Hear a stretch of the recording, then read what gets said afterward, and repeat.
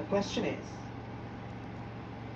kung magkakaroon ng scientific breakthrough o makabagong scientificong tuklas na ang mga lalaki ay pwede nang magbuntis bilang isang babae, papayag ka ba na ang mga lalaki ay magkaroon ng karapatang magbuntis? I will repeat the question. Kung magkakaroon ng scientific...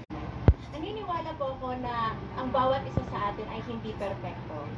Minsan ay meron tayong natatawag na masayang pamilya, buong pamilya, na nakakagawa ng magandang pamilya at nakakapag-produce po ng mga anak. May mga magulang din po, may mga tao din po na hindi pinapalad na magkaroon ng anak at nakakalungkot man pong isipin.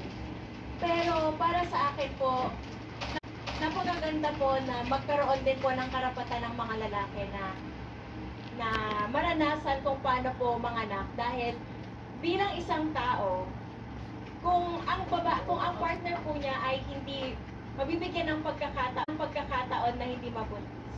Para sa akin ay mas mabuti na lang po na ang lalaki na lang po ang magbubuntis para magkaroon pa rin po sila ng magandang pamilya at makapag-produce pa rin po sila ng anak nila na galing rin po sa isa't isa. At the end of the day, meron po silang magandang pamilya. Maraming salamat.